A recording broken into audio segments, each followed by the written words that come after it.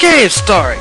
A doujin game so good that it's racked up an international fan base and is soon to be released on WiiWare. There's an excellent English translation patch made by Aeon Genesis. I'm very grateful for it since the story is awesome and the characters so endearing. Ever notice the plague of mooks that suddenly become more deadly if you dip them in paint? This game generally avoids doing that.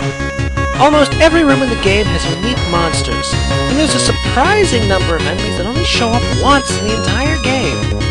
Is that a fart? No wonder it only got used once. Then there's the recurring villains. One is a dark sorceress named Misery. Oh, I like that name. And the other one is... What? What is that? A suitcase? A flying toaster? That fires missiles? And turns into a giant frog? Yes, true evil is incomprehensible. And the lead villain, the nameless, power-hungry doctor. Truly a man after my own raisin-like heart. I hate this guy! You hear me, you grease-sucking wildebeest in a lab coat! I'm gonna rip out your brain teeth, and then how will you chew your thoughts? Huh? Huh? I do not believe that is how the brain works. Just go away! Chew! Chew! I love the Amigas. That's those little rabbit people there. How can they be so cute, and yet still be so badass? And then there's Curly Brace. She kicks ass. That machine gun she's wielding has so much kickback that you can actually fly using it. Is that a puppy riding upon your head? It seems that the Mamiga's village has finally been depopulated. Yeah, looks like I'm near the end of the game. 2 dragons at once? Yeah, that's real fair. Looks like I have no choice but to go with Kazuma. Well, maybe I fight the last boss with the back of this dragon. Yeah, that'd be pretty cool.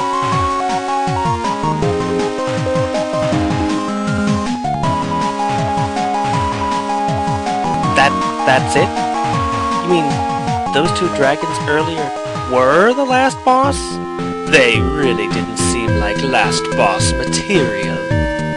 Well, this game was good, but there's so much left unresolved, and man, what a downer ending.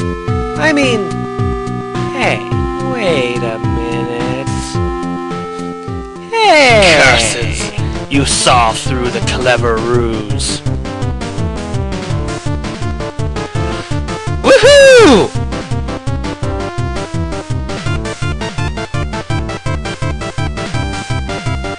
Aw, come on! Awesome! You gotta be kidding me! At last! The final dungeon! This place is insane! Actually, it looks rather like my bedchambers. Is that red guy throwing his own arms at you? And of course, an epic last boss fight. I'm rooting for you, grinning rock creature.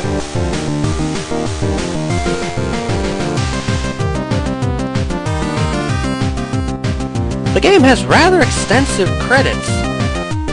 Especially considering that the entire game was made by one man.